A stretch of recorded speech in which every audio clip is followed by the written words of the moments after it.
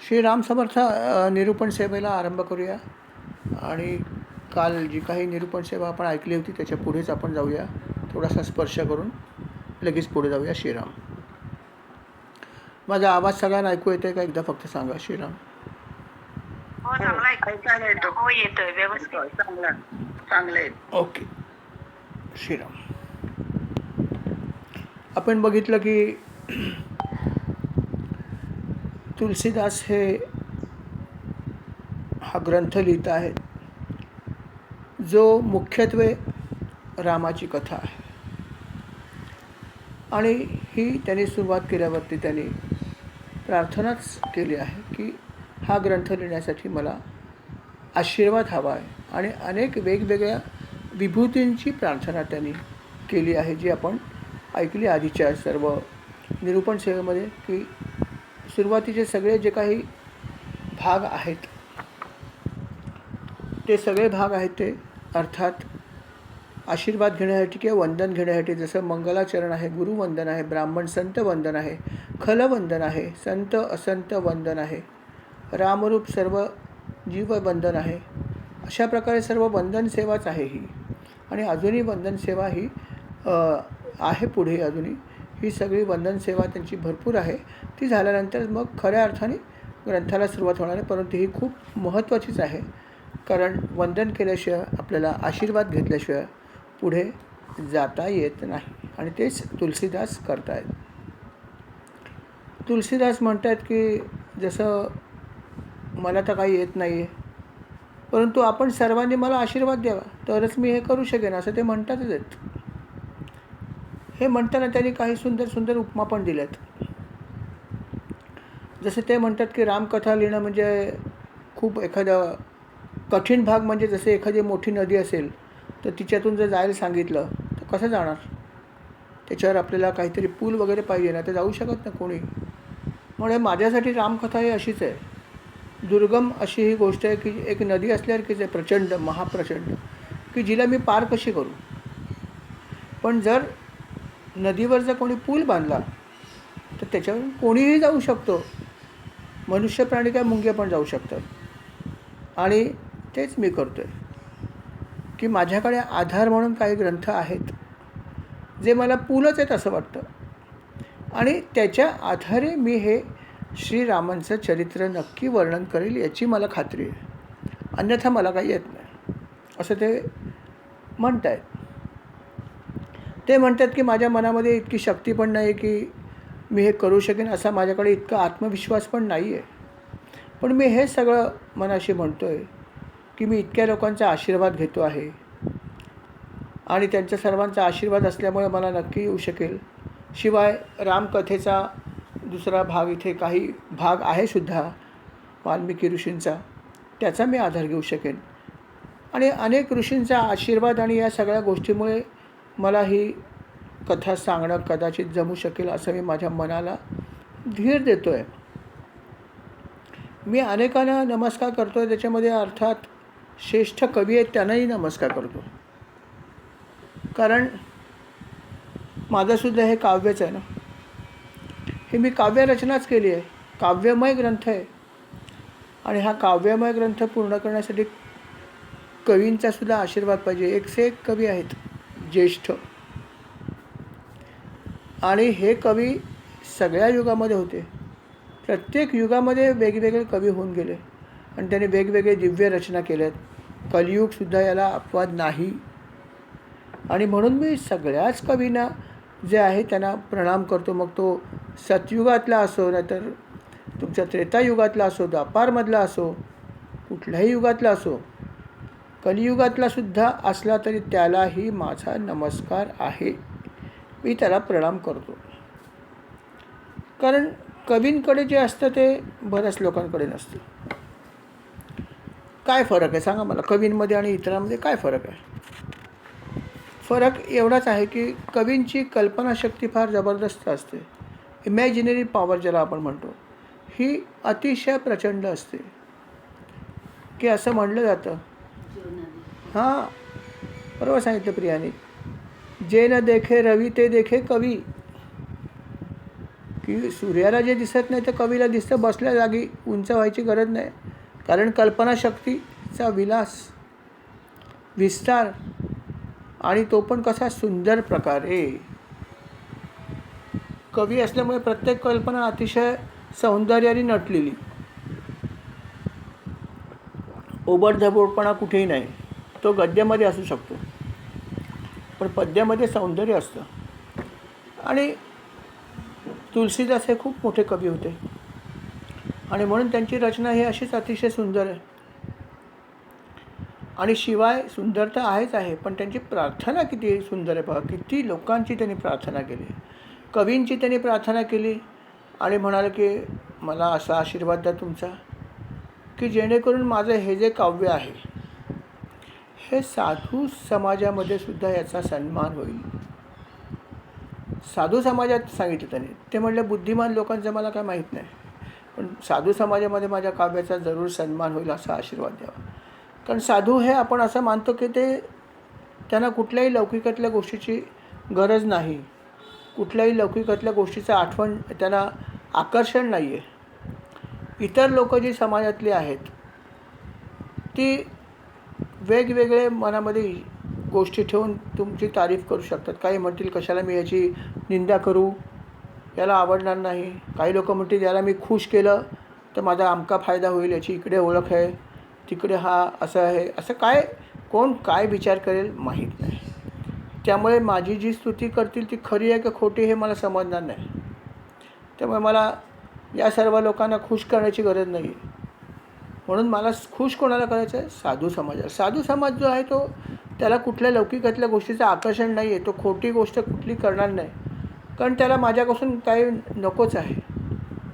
ते ईश्वराचे परमभक्त आहेत. फक्त संसारातल्या अनेक गोष्टी त्यांनी बाजूला टाकल्या आहेत, म्हणून तर संन्यास घेतला आहे. मग अशा लोकांना जर माझी कविता आवडली, जर त्यांनी सन्मान केला, मग ते काव्य नक्की चांगलं आहे. म्हणून तुम्ही मला असा आशीर्वाद द्या की साधू समाजामध्ये माझ्या काव्याचा सन्मान होईल, असा आशीर्वाद द्या. आणि साधूंना काय भक्तीच आवडते ना.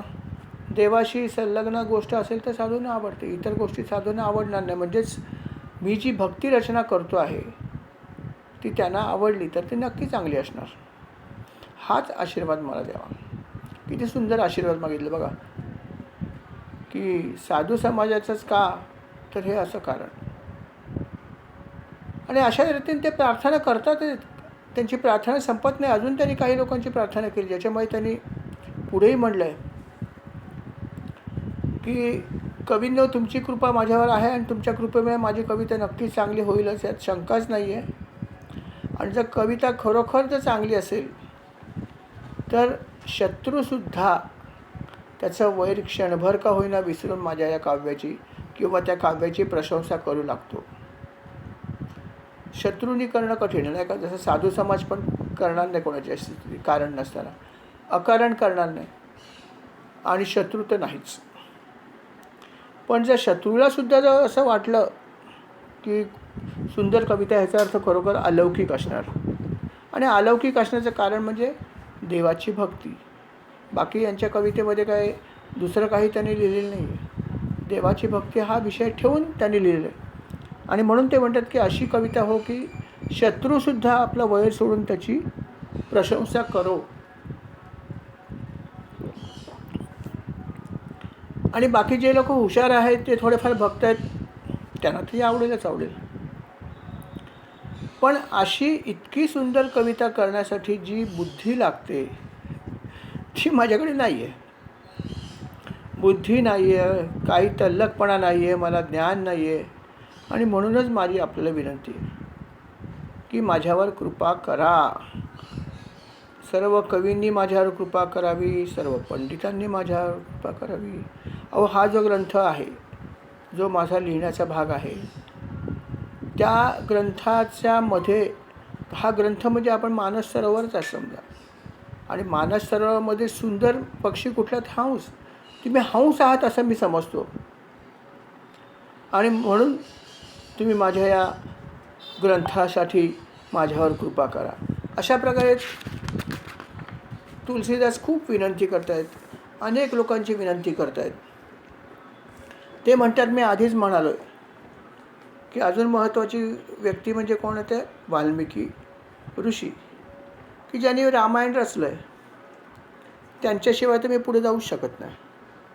म्हणून वाल्मिकी मुनींच्या चरणाला सुद्धा मी मनपूर्वक वंदन करतो. त्याने अजून एक गंमत सांगितली. ते म्हणाले की यांची रचना जी आहे ती खरं आणि दूषणासहित जरी असली तरी ती तशी नाही. आता खरं आणि हे दूषण हे राक्षस होते. त्याच रामायणाच्या कथेमध्ये हे दोन राक्षसाचा उल्लेख आहे, खरं आणि दूषण, बरोबर आहे. तर ते म्हणाले की जरी ह्या कथेमध्ये हे असले तरी पण कथा सुंदर आहे. राक्षसासारखी कठोर पण नाही आहे आणि दूषण म्हणजे खराब पण नाही, ती सुंदर आहे, दूषित नाही. आणि खरं म्हणजे राक्षसासारखी कठोर पण नाही आहे. असं त्यांनी गंमतशीर वर्णन केलं आहे की ही कथा हे दोघंही असूनसुद्धा अशी नाही, दोषरहित आहे. हे अशा प्रकारे विचार हे फक्त तुलसीदासच करू शकतात. आता खरं आणि दूषण आपल्याला माहिती आहे किती प्रसिद्ध आहेत, पण असा विचार कधी आपण कुठे ऐकलात का, वाचलात का? नाही. हे तुलसीदासच आहेत की जे अशा प्रकारे सुंदर विचार करू शकतात की खरं दूषण आहेत का, आहेत, पण माझी कविता कठोर पण नाही आणि दूषित पण नाही. असा विचार फक्त तेच करू शकतात. हे कवी आहेत. त्याच्यानंतर ते पुढे म्हणतात, मी अजून काही गोष्टी करतोय, ती म्हणजे मी वेदांना नमस्कार करतो. वेदांचं महत्त्व काय? तर अर्थात वेदांमध्ये अनेक प्रकारचं तत्त्वज्ञान आहे, अनेक प्रकारचा उपदेश आहे. आणि या वेदांचा अभ्यास करून, या वेदांना धरून आपण संसाराच्या भवसागरातून पुढे जाऊ शकतो. म्हणजेच वेद आपल्याला नौकेसारखे सुद्धा आहेत. तर असे हे जे 4 वेद आहेत, त्या 4ही वेदांना मी नमन करतो. वेदामध्ये सुद्धा अर्थात काय आहे, तर वेदामध्ये सुद्धा भगवंताचं वर्णनच आहे ना. असं याच्यामध्ये म्हणलेलंच आहे, तुमच्या हरिपाठामध्ये म्हणलं ना, 18 पुराणे हरीसी गाती, असं एक वाक्य आहे त्याच्यामध्ये. आता पुराणं असोत किंवा वेद असोत, पण याच्यामध्ये स्तुती आहे भगवंताची आणि अर्थात वेदामध्ये मंत्र पण आहेत. वेदामध्ये मंत्र जास्त आहेत, परंतु त्याच्यामध्ये सुद्धा भगवंताचं वर्णन किंवा भगवंताचा मंत्रामध्ये सुद्धा काही भगवंताचा जे आहे ते यशाचं वर्णन केलेलं आहे किंवा त्यांना नमन केलेलं आहे, हे वेदामध्ये पण आहे. आणि ते असं म्हणतात की वेदांना भगवंताचं वर्णन करण्याला अर्थात खूप आनंद मिळतो. कारण भगवंताचं वर्णन करण्यामध्ये खूप आनंद आहेच आहे, आपणही बघतो किती आनंद असतो तो. पण ते सुद्धा याचं वर्णन पूर्णत्व करू शकत नाहीत. त्यांना असं स्वतःला सुद्धा कधी वाटलं नाही वेदांना की आम्ही भगवंताचं वर्णन करू शकणार नाही. कारण वेद हे सर्वश्रेष्ठ मानले जातात. वेदांसारखं श्रेष्ठ काही नाही असं मानलं जातं. तर हे वेद जे आहेत ते सुद्धा भगवंताचं वर्णन नीट करू शकत नाहीत, ते शकले नाहीत.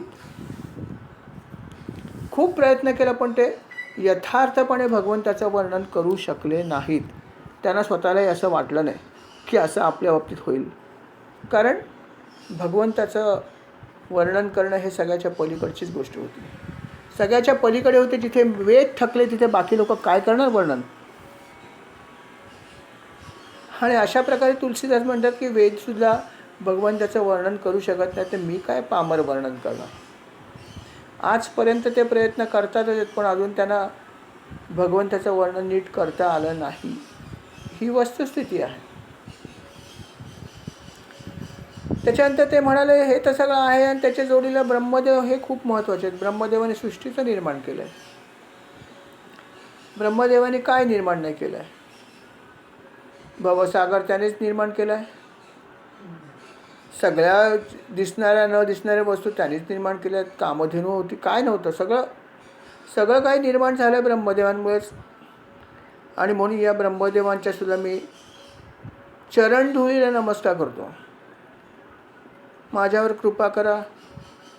तुम्ही जगाची निर्मिती केली आहे, आणि म्हणून तुम्ही माझ्यावर कृपा करा, या पामरावर मला तुमचाही आशीर्वाद द्या. अशा प्रकारे ब्रह्मदेवाची प्रार्थना करतात, देवांची करतायत, ब्राह्मणांची करतायत, पंडितांची करतायत, खलांची प्रार्थना करतायत. वाईट पुरुष त्यांनाही ते म्हणतात तुमच्यात देव आहे. नंतर ते म्हणाले की अजून काही महत्त्वाच्या गोष्टी ज्यांना मी वंदन केलं नाही.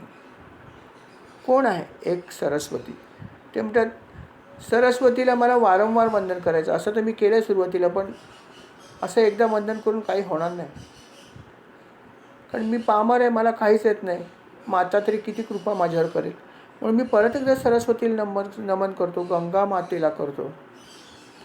इतर महानदी आहे, पवित्र नदी आहे. एकीकडे सरस्वतीसुद्धा नदी आहे अर्थात, आणि गंगा पण नदी आहे. सरस्वती देवीसुद्धा आहे. म्हणून ते म्हणतात मी या गंगारूपी आणि सरस्वतीरूपी भगवंताला किंवा देवींनासुद्धा नमस्कार करतो. या दोघे अतिशय पवित्र आहेत. ज्या गंगेच्या जलामध्ये स्नान केलं तर पापांचं हरण होतं असं वर्णन केलं आहे, किंवा ते जल जरी प्राशन केलं तरीसुद्धा आपलं पाप हरण होतं असे म्हटलं जातं. तर अशा ह्या गंगा नदीला आणि पवित्र अशा सरस्वती नदीला, दोघींना मी नमस्कार करतो. असंही म्हटलं जातं किंवा मी ऐकलं की या दोघींचं जर आपण गुणवर्णन केलं किंवा कीर्ती जर आपण वर्णन केली तर ती वर्णन केल्याने किंवा यांची कीर्ती श्रवण केल्याने सुद्धा अज्ञानाचा नाश होतो. हे तर नक्कीच आहे. अज्ञानाचा नाश नक्कीच होतो. कारण सर्व सरस्वतीचं जर तुम्ही पूजन केलं तर ती तुम्हाला बुद्धी नक्कीच देणार, प्रश्न देत नाही. म्हणून ते म्हणतात की यांची कथाकथन जरी केलं, श्रवण जरी केलं या कथेचं, तरी पण अज्ञानाचा नाश नक्की होऊ शकतो, यात शंका नाही माझ्या मनामध्ये. आणि अर्थात परत एकदा ते वंदन करतायत श्री महेश आणि पार्वती. ते म्हणतात हे तर माझे गुरुच आहेत, माता पिताच आहेत, यांना मी नमस्कार परत एकदा करतो, माझ्यावर कृपा करा. यांचं दुसरं वैशिष्ट्य असं आहे की ते प्रभू रामचंद्रांचे स्वतःला सेवक समजतात. त्यांचे ते स्वामी पण आहेत आणि सखा पण आहेत. काय मानाल तसं त्यांचे ते खूपच जवळचे आहेत. भगवान शिव जे आहेत यांची तपश्चर्या तर सगळ्या राक्षसांनीच जास्तीत जास्त केली आहे, कारण ते लवकर प्रसन्न होतात. आणि या शिवांनी अनेक मंत्र पण रचलेत आणि ते मंत्र अतिशय प्रसिद्ध आहेत. त्याने असं म्हणलं आहे की कलियुगामध्ये जे काही ज्या प्रकारचं वातावरण आहे ते बघून कलियुगात चालू शकतील अशा प्रकारचे मंत्र जे आहेत ते शिवशंकरांचे आहेत, ज्याला शाबरी मंत्र असं म्हणतात. खरं पाहिलं तर मंत्र ज्या प्रकारे बनतात किंवा ज्या प्रकारे असतात साधारणपणे, तसं अक्षरांचा मेळ म्हणजे सिक्वेन्स ज्याला आपल्या भाषेत म्हणतो तो शाबरी मंत्रामध्ये नाही. शाबरी मंत्र हे खूप वेगळ्या प्रकारचे आहेत. आपण जे मंत्र वाचतो किंवा ऐकतो बहुसंख्य जे आहेत ते वेदामध्ये आहेत आणि वेदमंत्र आपल्याला माहीत असतात. तसं अथर्वशीर्ष पण मंत्र आहेच ना, य एवं वेद इत्युपनिषद म्हटलं त्यांनी, म्हणजे हा माहीत असलेला एक मंत्र आपल्याकडे आहेच ना. तर असे जे काही मंत्र आहेत या मंत्रामध्ये जी काही रचना असते त्याच्यात काहीतरी विशिष्ट प्रकारे असते, विशिष्ट छंदात होते, विशिष्ट प्रकारे होते, वेगवेगळ्या छंदात. गायत्री छंदामध्ये त्यांनी म्हणलं आहे निश्रुत गायत्री छंद हा. असे प्रत्येक मंत्र वेगवेगळ्या छंदामध्ये पण आहेत, वेगवेगळ्या देवतेचे मंत्र आहेत, त्याची रचना वेगवेगळ्या प्रकारे आहे, हे सगळं आहे. पण शाबरी मंत्र जे आहेत ना ह्याच्यामध्ये अशा प्रकारचा काय सिक्वेन्स नाही. त्यांनी म्हणलं की मंत्रांच्या अक्षराचा मेळच बसत नाही, म्हणजे जे इतर मंत्र असतात त्याच्याशी याची तुम्ही तुलना करू शकत नाही. त्याचा अर्थ पण नीट लागत नाही. आपण वेदमंत्र जे आहेत त्याचा अर्थ जर बघितला तर तुम्हाला लगेच समजेल, दिलेला असतो आणि मग आपण प्रार्थना करताना समजतो की अरे याचा मंत्र असा आहे आणि अर्थ असा आहे. पण शाबरी मंत्रांचं वैशिष्ट्य असं आहे की त्याचा जर अर्थ समजून घेण्याचा प्रयत्न केला तर त्याचा अर्थ पण नीट लागत नाही. ती म्हणजे काय प्रार्थना आहे ही, काय प्रार्थना आहे तुम्हाला समजणारच नाही. बाकी सगळ्या मंत्रांचा अर्थ जर तुम्ही बघितला तुम्हाला अर्थ समजेल आणि मग तुम्हाला लक्षात येईल की आपण काय प्रार्थना करतो आणि ती बरोबर आहे असं वाटेल तुम्हाला. पण शाबरी मंत्र हा त्याला अपवाद आहे. या मंत्रांमध्ये कुठल्याही प्रकारचा अक्षरांचा मेळ नाही, अर्थ नीट लागत नाही आणि त्यामुळे त्याचा जप करणंसुद्धा कठीण आहे. ते म्हणले जप होतच नाही. म्हणजे खूप काही जप तुम्हाला करता येत नाही. जपात करण्याचं कारण अर्थात असं आहे की कुठलाही मंत्र जो आहे हा जर तुम्हाला त्यातून जर फळ प्राप्ती करायची असेल तर त्याचा खूप जप करावा लागतो. हे तर आपल्याला ऐकून माहीतच आहे. कुठलाही मंत्र जो आहे त्याचा भरपूर जप करावा लागतो. जसं रामनामाचा 13 कोटी जप करावा असं म्हणतात, तर रामाचं दर्शन होऊ शकतं. वेगवेगळे मंत्र आहेत त्याचे, कुठला मंत्र किती जपला तर काय होतं याचं काही ठोकताळे आहेत, ते त्या त्या मंत्रामध्ये दिलेले आहेत. प्रत्येक मंत्रामध्ये हे सांगितलं आहे की हा मंत्र किती जपला तर काय होतं, हे मंत्रांमध्ये दिलेलं असतं. आपल्याला कधी कधी माहीत नसतं, पण हे प्रत्येक मंत्रामध्ये असतं की कुठला मंत्र कशा प्रकारे किती जपला तर काय होतं हे आहे, फळ काय मिळतं ते हे लिहिलेलं असतं. आणि मग त्याप्रमाणे मनुष्य ठरवतं की मला काय हवं आहे, फळ XYZ हवं आहे, मग हा मंत्र म्हणूया. किती वेळा म्हणायचा, इतके वेळा म्हणलं तर हे फळ आहे. हां, विष्णू सहस्रनाममध्ये आहे, अथर्वशीर्षे तर आहेच आहे. सहस्रावर्तनात यम यम कामम धिते तम तम अनेन साधेत. म्हणजे कुठला मंत्र किती वेळा म्हणलं तर काय मिळतं हे स्पष्ट दिलेलं आहे सगळ्याच मंत्रामध्ये. जे कुठले मंत्र आपण समजतो ते किंवा जे आपल्याला येतात ते सगळ्यांच्यामध्ये फलश्रुतीमध्ये हे दिलेलं असतं. पण शाबरी मंत्रामध्ये हा सगळा भाग विशेषतः नाही म्हणण्यापासून असं कसं आहे की याच्यातसुद्धा जप करावा लागतो, नाही असं नाही. पण असं काही विशिष्ट जपसंख्या झाली म्हणजे विशिष्ट मिळेल असं कुठे दिलेलं नसतं. पण असं दिलेलं नसूनसुद्धा त्याचा प्रभाव पडतो. ही गमतीची गोष्ट आहे की नाही,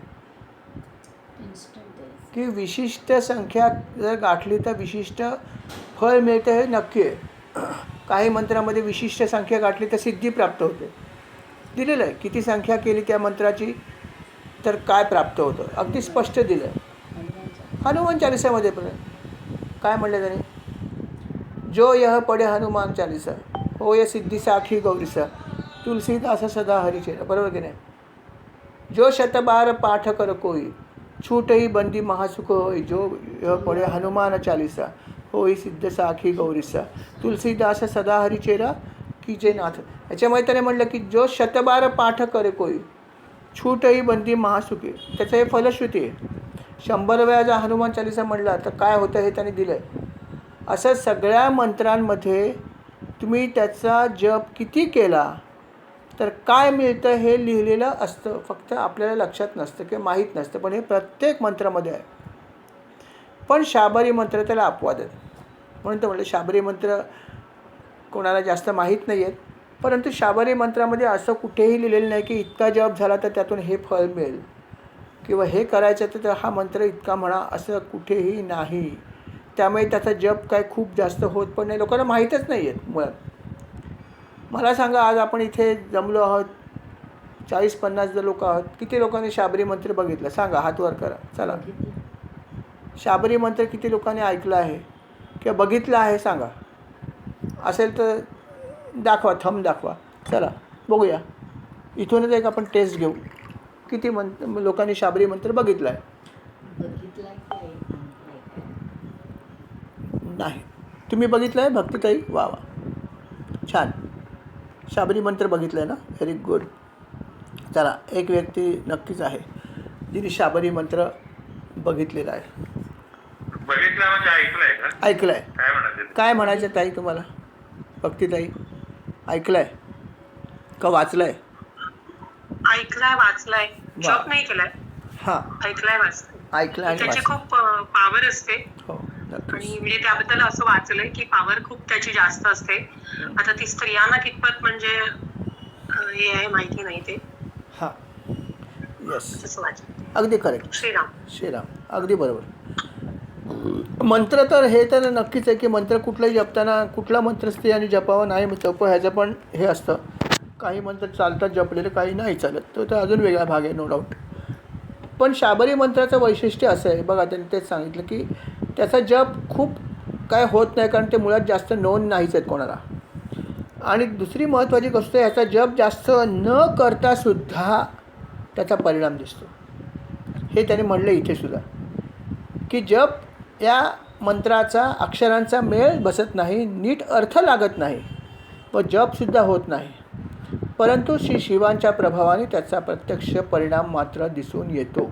ही गोष्ट 1000% सत्य, यात काही शंकाच नाही आहे. भक्तीताई, तुझ्याकडे काय माहिती आहे का या संदर्भात? म्हणजे हे तू बघितलं आहेस का कधी? श्रीराम, ग्रुपवर म्हणजे मंत्र जर कुठला वाचायचा असेल तर तसं एखादं ग्रुपवरती टाकीन, पण त्याचा जॉब करायला त्याचे नाही सुपरस्टार आहेत. नो नो नो, जप नका करायला, अजिबात टाकू नको. फक्त काही तुला अनुभव आहे का हे मला सांगायचं. अनुभव तू कोणाचा असा? हां, बस टाकू नको. अनुभव म्हणजे नाथ संप्रदायाचं जे काही वाचन वगैरे थोडंफार केलंय ना, तर त्यामध्ये जर वाचायला गेले डीप तर त्यामध्ये प्रचंड अनुभव आहेत त्याचे. तर ते मिळू शकतात. त्याच्यामध्ये बऱ्याच सिद्धी आहेत. हनुमानाला म्हणजे रामाची दुहाई देऊन, म्हणजे रामाची आपण एक प्रकारे म्हणतो ना, तसं हनुमानासाठी आहे. तो मग मंगळवारी करायचा असतो. मग त्यासाठी काय करायचं असतं, त्याची काही साहित्य आहे, लाल वस्त्र वगैरे वगैरे. त्यात काही वाईट असं काही नाही. किंवा मग त्यामध्ये आता हे मनाच्या प्रवृत्तीवरती आहे. आपण म्हणतो की नोकरी लागत नाही किंवा काही लग्न जुळत नाही किंवा काही म्हणजे अशी कामं काही अडलेली असेल, किंवा आपण त्याला म्हणतो बंधन झालेलं आहे काही गोष्टींना, तर ते सोडवण्यासाठी मारलेली आर्ततेने हाक आहे. पुन्हा तुम्ही म्हणालात त्याप्रमाणेच की गणपतीचं जे अथर्वशीर्ष, त्याला जशी लय ताल आहे तसं या मंत्रांची लय ताल नाही. शाबरी मंत्रांचं अजून एक वैशिष्ट्य आहे, म्हणजे त्याच्यामध्ये म्हणताना चूक करून चालत नाही, असं मी वाचलेलं आहे की ते म्हणजे त्याचे उच्चार परफेक्टच हवेत आणि पॉवर खूप जास्ती प्रमाणात जनरेट होते. तर आपल्याकडे पावित्र्य जपता येत नसेल तर आपण त्या वाटेला जाऊ नये, थोडक्यात. म्हणजे मला इतकंच म्हणायचं आहे. श्रीराम. श्रीराम. शाबरी मंत्र शिवाचा आहे का? हो, शिवांशी निगडित. शिवाचा पण आहे, रामाचा पण आहे, हनुमानाचा पण आहे. हनुमानाचा मंत्रामध्ये रामाला दुहाई दिली जाते. श्रीरामाच्या शिवाने रचलेले जे दादानी म्हणते त्याप्रमाणे पण काही मंत्र आहेत. नाथ संप्रदायाबद्दल वाचन केलं ना दादा आणि काका, तर त्यामध्ये आपल्याला ही माहिती मिळू शकते. मागे एकदा नवनाथाची पोथी वाचण्याचा हे आला होता ना, तर त्याच्या वडिलांचं जरा वाचन जास्ती होतं. तर त्यांच्यामध्ये बोलण्यामध्ये त्यांच्या गुरूंशी आणि त्यांच्या त्या मित्रपरिवारामध्ये हे सगळं ऐकलं आहे. तर श्रीराम काय माहिती का, हा शाबरी मंत्र जो आहे हा मुख्यत्वे शिवांच्याच प्रभावाने त्याचा परिणाम दिसतो. कारण त्याची संहिता आहे नो डाऊट, परंतु ते मंत्र कसे म्हणायचे, काय म्हणायचे असे सांगणारे लोक जास्त नाही आहेत. परंतु ते जास्त माहिती नसतानासुद्धा जप जास्त न करतासुद्धा त्याचा प्रभाव जास्त पडतो. कारण अगदी स्पष्ट दिलं की श्री शिवांच्या प्रभावाने त्याचा प्रत्यक्ष परिणाम दिसतो. आणि ह्याचा अनुभव मी स्वतः नाही घेतला आहे, पण मी बघितला आहे. मी मागेसुद्धा तुम्हाला सांगितलेली ती कथा की हा मी अनुभव माझ्या डोळ्यांनी बघितला आहे. मी स्वतः कधी तो जप केला नाही. हां, म्हणजे तुम्हाला एक जास्त सांगतो एक उदाहरण, की शाबरी मंत्राची शक्ती कशी असते मी बघितली आहे माझ्या डोळ्यांनी. मी केला नाही कधी तो, की काही लोकांनी ऐकली असेल, परत ऐका. जे नवीन आहेत त्यांनी जरूर ऐका की कसा गंमत आहे या मंत्राची. मी जेव्हा ऑफिसमध्ये काम करत होते तेव्हाची गोष्ट आहे की मला आठवतं की मी ऑफिसमध्ये होतो सकाळी आणि आमच्या ऑफिसमधली एक व्यक्ती तेव्हा रजेवर होती. आणि रजेवर असताना माझ्याच डिपार्टमेंटची एक दुसरी व्यक्ती मला म्हणले की आता ही व्यक्ती सध्या गावाला आहे, कुठे आहे, काय करते हे मला माहिती आहे. तेव्हा मी म्हटलं असं कसं तुला समजेल, तेव्हा तर मोबाईल फोन पण नव्हता. ही गोष्ट फार जुनी आहे आणि खूप वर्ष झाली त्याला, 20-25 वर्ष नक्की झाली असतील, की तेव्हा मोबाईल फोन पण होते. लँडलाईन फक्त होती, पण ते सुद्धा कुठे फक्त ऑफिसमध्ये वगैरे. लँडलाईनसुद्धा तुम्हाला माहिती आहे पूर्वी घरीसुद्धा लोकांची नव्हती, की ती फार मोठी गोष्ट होती फोन घेणं. तर अशा काळामध्ये ते मला म्हणलं की मला माहिती आहे की तो काय करतो आहे. तो ट्रेनी इंजिनियर होता आमच्या ऑफिसमधला. तर मला म्हणलं तो काय करतो आहे हे मला माहिती आहे. म्हटलं कसं तुम्हाला माहिती आहे? त्या माणसाला मी विचारलं तुम्ही सांगू कसं शकता? तर म्हणे मी सांगू शकतो. तुम्हाला सांगू आता तो काय करतो आहे? मला आठवतं की तेव्हा मी ऑफिसमध्ये होतो. 11 वाजलेले सकाळचे. तो मला म्हटलं मी तुम्हाला आत्ता सांगतो तो काय करतो आहे. आता तो गावी गेला हे तर आम्हाला माहीत होतं, पण गाव कुठे काय एवढं माहीत नव्हतं. त्या माणसाने माझ्यासमोर बसला. मला म्हटलं आता तुम्हाला मी सांगतो बघ 5 मिनटं मला द्या. 5 मिनटं त्याने घेतली. डोळे बंद केले आणि नंतर उघडले 5 मिनटामध्ये आणि म्हटलं आता तुम्हाला सांगतो ऐका कुलकर्णी काय ऐकतो. म्हणजे हा आपला जो ट्रेनी इंजिनियर आहे हा अमक्या गावाला गेलेला आहे. म्हटलं हां ठीक आहे. ते काय म्हटलं रजा भरून गेलं आहे म्हटल्यावर लिहिलं असेल नाव असं मनात मी म्हटलं की काय त्या ऑफिसच्या फॉर्ममध्ये लिहितात की I am going to Kashi, I am going to Poona काहीतरी लिहिलं असतं. म्हटलं पुढे बोल. तर म्हणे तो त्या ठिकाणी अमक्या गावात गेला आहे आणि तो अमक्या गावामधून आता चालत निघाला आहे आणि आता तो अमक्या झाडाखाली तिथे जाऊन थांबला आहे. मी इकडे ऐकतो आहे आणि म्हटलं बोल काय म्हणतोस? हां इतक्या वाजता 11 वाजता तो त्या गावातून इथून चालत घेऊन तिथपर्यंत चालत गेला आहे. या पर्टिक्युलर झाडाखाली जाऊन तो थांबला आहे. म्हटलं अजून काय? म्हणे अजून तुला पुढे सांगतो मी की त्याची एक प्रेयसी आहे बघा आणि ती त्याला भेटायला येणार आहे आणि म्हणून तो थांबला आहे आणि ती आता थोड्या वेळाने येईल. मग तो तिला भेटेल आणि मग येईल. ही गोष्ट कोणालाही माहीत नाही आहे. चकित झालं. म्हटलं हे सगळं त्याला कसं एवढं सांगू शकतो. म्हटलं चला बघूया. मी ते लिहून ठेवलं माझ्या डायरीमध्ये. मोबाईल नव्हता तेव्हा आणि लिहून ठेवलं. म्हटलं बघूया खरं खोटं. आणि नंतर यथावकाश 8-10 दिवसाने तो माणूस यथावकाश परत आला. तो ट्रेनिंग इंजिनियर होता. नवीन होता आमच्या ऑफिसमध्ये. काय आमचा फार मित्र काही नव्हता. आल्यावर मी त्याला विचारलं तू अमक्या दिवशी कुठे होतास सांग. तू रजेवर गेलेलास ना? तर म्हटलं हो मी रजेवर गेलो होतो पण नंतर मी गावाला गेलो रजेवरून. म्हणजे रजेत असतानाच मी माझ्या मुख्य गावाला न आता दुसऱ्या एका खेड्यात गेलो. म्हटलं का गेलास तिकडे खेड्यामध्ये? नाही आता साहेब कोणाला सांगू नका तुम्ही. आता तुम्हाला म्हणून सांगतो बघा. तो आमच्या डिपार्टमेंटला काम कर. म्हणे मी त्या XYZ गावात गेलो तिकडनं आणि त्या गावातून तिथून थोडंसं अंतरावर मी पुढे गेलो आणि तिथे जाऊन थांबलो होतो का आता तिथे माझी एक प्रेयसी आहे. तिला मी भेटायला गेलो होतो. पण म्हणे तुम्हाला कसं काय हे समजलं की मी तिला भेटायला गेलो? ते मी तुम्हाला आत्ता सांगतो आहे. पण हे तुम्ही मला का विचारतात आणि काय ह्याच्यामागे कारण काय? पण मी गेलो होतो या दिवशी ही गोष्ट बरोबर आणि मी असं जाऊन तिला भेटलो ही सत्य. पण कोणाला हे माहीत नाही कारण माझं हे मी अजून कोणाला एक्सपोज केलेलं नाही आहे. मी पण ऐकून चकित झालो. म्हटलं हे इतकं ॲक्युरेट कोणी कसं सांगू शकतं. नंतर मी त्या माणसाला जाऊन भेटलो ज्याने मला हे सांगितलं. मला आठवत होतं माझ्या डिपार्टमेंटलाच काम करायचं. इन्स्पेक्शन डिपार्टमेंटला मी काम करायचो. तो एक इन्स्पेक्शनचाच आमचा स्टाफ मेंबर होता. मग मी त्याला खाजगीमध्ये गेलो. लंच टाईममध्ये त्याला जाऊन भेटलं. म्हटलं सांगा तुम्ही काय केलंत? तुम्ही कसं ओळखलं? इतकं अचूक कसं सांगू शकता की तो अमक्या गावी गेला आहे, तिथून एका खेड्यात गेला आहे, तो 11 वाजता त्या झाडाजवळ जो उभा राहिला आहे. तुम्ही तर कधी गेलेलं नाहीत. मी पण गेलेलो नाही आणि प्रेयसीला भेटणार कसं समजलं तुम्हाला? खरं सांगा. ते म्हटलं कुलकर्णी कोणाला सांगू नका. मी हे कोणाला सांगत नाही पण तुमच्यावर माझा खूप विश्वास आहे आणि म्हणून फक्त तुम्हाला सांगतो की माझ्याकडे एक विद्या आहे. तर काय विद्या आहे तुमच्याकडे? दूरचं दिसतं नाही ते मी तुम्हाला सांगत नाही पण माझ्याकडे काही मंत्र आहेत. ह्या मंत्राचा जर मी जप केला तर मला कोण कुठे आहे हे समजू शकतं.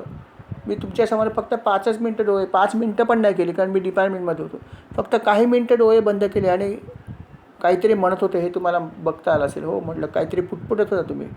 बस मी फक्त शाबरी मंत्राचा जप केला आणि भगवान शिवांना प्रार्थना केली की मला तो काय करतो हे बघायचं आहे. आणि मला डोळे बंद केल्यावर हे स्पष्टपणे दिसलं की हा आपला ट्रेनिंग इंजिनियर मुलगा जो आहे जो यंग आहे खूप तो त्याच्या मूळ गावातून दुसऱ्या गावात गेला आणि तो तिकडनं त्या झाडाजवळ गेला आणि तो त्याच्या प्रेयसीला भेटले. मला सगळं दिसलं आणि ते मी तुम्हाला सांगितलं आणि तुम्ही आता ते व्हेरीफाय केलं आणि त्यांनी पण तेच सांगितलं. आता बघा त्यांनी मला मंत्र पण दाखवले. मला म्हटलं तुम्हाला बघायचे आहेत कुलकर्णी काय मंत्र तुम्हाला उत्सुकता असेल. त्यांनी मला दाखवले. एक अतिशय जीर्ण अशी एक पोथी होती आणि त्याच्यामध्ये ते मंत्र होते. तो म्हटलं हे सगळे मंत्र आहेत ना वेगळे वेगळे आहेत पण हे खूप पॉवरफुल आहेत. हो म्हटलं मग तुम्ही एवढा जप करता कधी? तुम्ही कामावर असता? अहो कोणाला जास्त वेळ आहे. म्हणजे हे भगवान शिवांचे मंत्र आहेत ना. अहो ते फार कृपाळू आहेत, ते लवकर कृपा करतात. तुम्हाला पाहिजे आहे कुठला मंत्र पाहिजे सांगा, माझ्याकडे बरेच मंत्र आहेत, तुम्ही जप कराल तुम्हाला काय हवं ते मिळेल, काय इच्छा आहे सांगा. म्हटलं बाबा, मी तिथेच त्यांना नमस्कार केला. म्हटलं धन्यवाद, तुम्ही मला ऑफर केली, मला अशा कुठल्याही मंत्राचा जप करायचा नाही, मी आहे तिथे खुश आहे. आणि तिथेच संवाद संपला. नंतर परत कधी या गोष्टीला मी त्यांना कधी विचारलं नाही आणि या विषयावर कधी त्यांच्याशी बोललं नाही. पण हे मी स्वतः बघितलं की शाबरी मंत्राची छोटीशी पोथी होती आणि ते मंत्र म्हणल्यावर एक अतिशय सामान्य माणूस माझ्यासारखाच, पण तो हे सगळं सांगू शकला. कारण का शाबरी मंत्राची शक्ती, भगवान शिवांचा प्रभाव, जे इथे म्हणलं तेच की ज्या मंत्रांच्या अक्षरांचा मेळ बसत नाही, नीट अर्थ लागत नाही व जपसुद्धा होत नाही, जप करायला त्याला वेळत नव्हता, परंतु श्री शिवांच्या प्रभावाने त्याचा प्रत्यक्ष परिणाम मी माझ्या डोळ्याने जे बघितलं आणि ऐकलं त्याच्या तोंडातून. ती व्यक्ती आजही माझ्या डोळ्यासमोर आहे, डोंबिवलेली राहते. आजही आहे त्या माणसाशी कॉन्टॅक्ट माझा. ऑफकोर्स कामासाठी आहे, या गोष्टीसाठी नाही आहे, ह्या गोष्टी मी कधी गेलो नाही. फक्त मी एकच देवाचे आभार मानले की मला त्या मंत्राचा जप करायची बुद्धी नाही दिली. कारण जर मी जप करायला बसलो असतं तर त्याच्या मागेच गेलो असतं कदाचित. कारण तिथून एक पॅरलली अशा वेगळ्या शक्ती मिळतात ना, सिद्धीसारख्याच सगळ्या शक्ती मिळतात वेगवेगळ्या, आणि त्या अल्प जप करून मिळतात. आणि देणारा माणूस होता, पण खरंच ही कृपाच भगवंताची महाराजांची की मी काही केलं नाही. फक्त हा अनुभव मात्र मी जवळून बघितला आहे. आणि म्हणून आज हे जे काही ह्या ठिकाणी सांगितलं आहे की जपसुद्धा जास्त होत नाही, परंतु श्री शिवांच्या प्रभावाने त्याचा प्रत्यक्ष परिणाम दिसतो, हा अनुभव मला महाराजांच्या कृपेने मिळाला आहे. म्हणून मी भक्तीताई तुला पण विचारलं की तुला काय माहिती आहे, कारण असा अनुभव मला मिळाला बघायला. तर असे हे शाबरी मंत्र आहेत, पण त्याच्या वाटेला आपण जाऊ नये. आपण आपला जो मार्ग आहे त्या मार्गाने आपल्याकडे जो मंत्र आहे तो जपला तरी बस आहे. आपल्याला काय करायचं, इतर मंत्राची गरज आता कुठल्याच मंत्राची गरज नाही. ज्या माणसाकडे हा मंत्र आहे राम नाम, त्याला इतर मंत्राची गरज काय, गरजच नाही आहे. आणि अशा प्रकारे तुलसीदास जे आहेत हे या ठिकाणी हेच सांगत आहेत की सगळे मंत्र आहेत, सगळं काय आहे, हे सगळं असे मंत्रसुद्धा कोणी रचलेत, भगवान शिवांनी रचलेले आहेत. असे भगवान शिवशंकर आहेत, मी त्यांना फक्त नमस्कार करतो आणि म्हणतो माझ्यावर कृपा करा. शाबरी मंत्र मागितलं नाही आहे, लक्षात ठेवा. तुलसीदासांनी फक्त त्यांचा महिमा सांगितला आहे की हा महिमा भगवान शिवांचा आहे, जो त्याचा मी एक भाग फक्त सांगतो आहे. कारण का तर त्यांच्याकडे अनेक महिमा आहे. ते म्हणले फक्त हा एक भाग तुम्हाला सांगतो आणि त्यांना मी नमस्कार करतो आणि म्हणतो की भगवंता माझ्यावर प्रसन्न हो, आणि माझ्यावर प्रसन्न हो आणि आशीर्वाद दे, आणि माझ्याकडून ही कथा चांगल्या प्रकारे करून घे. भगवान शिवांना आणि पार्वती मातेलासुद्धा नमस्कार करतायत की माते तुझाही आशीर्वाद दे. आपण दोघांनी जर आशीर्वाद दिला तर माझ्या हातून ही सेवा नक्की चांगली होऊ शकेल, तेव्हा मला आशीर्वाद द्यावा. अशा प्रकारे ते अलगून प्रार्थना करतात. त्यांना खात्री होती की आशीर्वाद घेतल्याशिवाय काहीही होत नाही. त्याच्या पुढे जाऊन त्यांनी आणखीन काही नमस्कार केलेत. ते म्हणलं की अयोध्यापुरीला नमस्कार करतो. ज्या अयोध्येमध्ये भगवंत जे आहेत त्यांचा वास आहे त्या अयोध्यापुरीला पण मी नमस्कार करतो. पवित्र नगरी आहे, प्रत्यक्ष भगवंत राहिले म्हणल्यावर काय बघायचीच गरज नाही. आणि दुसरी शरयू नदी. शरयू नदी तर खूपच पवित्र आहे. त्या नदीमध्ये भगवंताने अनेक वेळा स्नान केलं नव्हे, त्याचा आपला देह पण तिथेच अर्पण केला आहे. शरयू नदीमध्येच भगवंताने आपला देह अर्पण केलेला आहे. सदेह ते नदीमध्ये प्रवेश करते झाले अशी कथा आहे. राम आणि लक्ष्मण, सीता माता तर आधीच धरणीमध्ये गेली होती, पण त्यानंतर यांनी जेव्हा आपला अवतार समाप्त करायचा ठरवला तेव्हा ते शरयू नदीमध्ये चालत गेले आणि नाहीसे झाले अशी कथा आहे, असं वर्णन आहे. आता यामध्ये काय वर्णन केलं मला माहीत नाही. हा ग्रंथ मी पण नवीनच घेतला आहे, तेव्हा याच्यात वर्णन तुलसीदासांनी काय केलं मला माहीत नाही. परंतु जे आधीचे काही ग्रंथ होते त्याच्यामध्ये असाच उल्लेख आहे की भगवंतानी शरयू नदीमध्येच आपला जे आहे ते शरीरसुद्धा त्याग केलेलं आहे. त्यामुळे ती नदी अत्यंत पवित्र आहे. आणि म्हणून ते म्हणत आहेत की अयोध्या नगरीला मी नमस्कार करतो आहे, पण जोडीला शरयू नदीला पण करतो, कारण ती पण अत्यंत पवित्र अशी नदी आहे. अशा प्रकारे ह्या दोन्ही ठिकाणी ते परत एकदा वंदन करतात आणि म्हणतात की मला तुमचा आशीर्वाद हवा आहे, त्याच्याशिवाय मी काहीही करू शकत नाही. नंतर ते म्हणतात की या नगरीमध्ये जे जे लोक राहिले ते सगळे धन्यच होते ना. भगवंताचा अवतार ज्या ठिकाणी झाला त्या ठिकाणी जे लोक त्यावेळेस होते हे सगळे पुण्यवानच असणार ना, कारण त्यांचा उद्धार झालाच आहे. म्हणून त्या सर्व स्त्री पुरुषांना नरनारींना सुद्धा मी वंदन करतो. इतकंच नव्हे तर सीता माता किती पवित्र आहे आपल्याला माहिती आहे, त्याचे आपण महती वाचली अगोदर सुद्धा. पण भगवंत इतके कृपाळू आहेत की भगवंताने म्हणजे श्रीरामांनी सीता मातेची सुद्धा निंदा करणाऱ्यांना माफ केलं आणि त्यांच्या पापांचा नाश केला. हे त्यांचं वैशिष्ट्य. आपण म्हणतो की कृपा सिंधू आहेत, कृपा सिंधू कदाचित इतर अनेक पापं माफ करू शकतात, पण स्वपत्नीची जर कोणी अशा प्रकारे निंदा केली असेल किंवा अशा प्रकारे कोणी कदाचित त्याला माफ करणार नाही, तो म्हणेल बाकी सगळं क्षम्य आहे, हे नाही चालणार. परंतु भगवंताने श्रीरामांनी सीतामाईची निंदा करणाऱ्यांचा सुद्धा पापांच्या राशीचा नाश केला आणि त्यांना आपल्या लोकी नेलं आहे. इतके ते कृपाळू आहेत. हो, हे वर्णन अशा प्रकारचं पुढे पण आहे, येईलच. की असंही त्यांनी म्हटलं आहे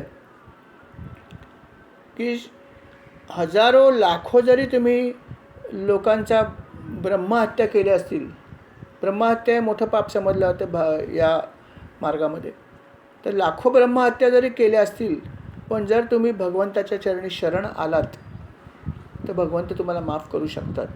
अर्थात तुम्ही शरण कशा प्रकारे येतं याच्यावर अवलंबून आहे. फक्त हत्या केलेल्या चालतात म्हणलं तर झालं काम, कल्याण आपलं. पाप करूच नाही, हत्या तर सोडून द्या. परंतु जर खरोखर जसं वाल्मिकी ऋषींची कथा आहेच ना, त्यांनी शेकडो लोकांचा हत्या केलीच होती ना, पण त्यांच्या सगळ्या पापांचा नाश झालाच ना. म्हणजे हे तर नक्की सत्य आहे की भगवंत कितीही मोठं पाप केलं तरी पण त्याचा उद्धार ते करतात. फक्त तुमची शरणागती किती आहे आणि भक्ती किती आहे याच्यावर हे सगळं अवलंबून आहे. आणि म्हणून तुलसीदास असं म्हणतात की हे देवा, तुझा महिमा आगाध आहे, तू अनेक पाप्यांना पण जे आहे ते मुक्ती दिली आहेस, मग माझ्या पामरवर कृपा करणं. मी किती पापी आहे मला माहीत नाही, माझी पण अनेक पापं असतील, पण तू मोठ्या मोठ्या पापी लोकांना तू जर क्षमा करतोयस, त्यांच्यावर कृपा करतोयस. जसं आपल्या रामपाठामध्ये म्हणजे विरोध भक्तीने रावण वैकुंठपदी पावविला. आणि पुढे म्हणलं सात्विक भक्त थोर थर, तुलसीदास कमाल कबीर, रामदास वायुकुमार, त्यांचा किंकर मज करी.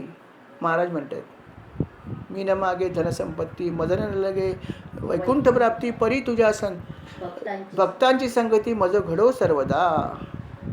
कोट्याने कोटी जन्म घेईन, करीन तुझे पाद सेवन, अवतार लीला मुखाने गायन, ऐसे मज देई सर्वदा. बाकी काही मागितलं नाही महाराजांनी. बघा, काही नको, कोट्यावधी जन्म परत घ्यायला त्याला, मोक्ष पण नको, मोक्षप्राप्ती पण नको, तुझ्या गुणांचं वर्णन करण्यासाठी मला जन्म दे, मी कोट्याने कोटी जन्म घेईन म्हणलं. काय मागणं मागितलं बघा. आम्हाला सांगितलं असतं आम्ही म्हणलं असतं मोक्ष दे बाबा, पण हे मागत नाही आहेत. हे संतांमध्ये आणि आपल्यामध्ये हा फरक आहे. आणि अशा प्रकारे हे तुलसीदास पण अशा प्रकारचेच सगळ्या विनंती करतायत की देवा माझ्यावर कृपा कर, तू दुष्टांना सुद्धा जर तू माफ करतोस तर माझ्यावर कृपा कर, मला चांगली बुद्धी दे आणि माझ्याकडून हे सगळं करून घे. अशा प्रकारे ते प्रार्थना करतात. ते शिवाय भगवान रामांचे जे वडील होते त्यांनाही नमस्कार करतात. म्हणजे दशरथ राजांना नमस्कार करतात, महाराज तुमचाही आशीर्वाद द्या, तुमच्या पोटी ते जन्म आले म्हणजे नक्कीच तुम्ही खूप पुण्यवान आहात. भगवंतानी तुमच्या पोटी अवतार घेतला म्हणजे तुमचं प्रचंड पुण्य आहे, म्हणून तुमच्यासुद्धा चरणी मी नमस्कार करतो. अशा प्रकारे त्यांनी दशरथ राजाला सुद्धा नमन केलं आहे. याच्या पुढे सुद्धा अजून बऱ्याच काही गोष्टी आहेत, परंतु अर्थात वेळेचा आपला भाग जो आहे तो संपत आलेला आहे. आणि म्हणून या ठिकाणी आपण आजच्या या सेवेला स्वल्पविराम देऊया आणि पुढच्या भागामध्ये पुढची सेवा ऐकूया. श्री राम समर्थ.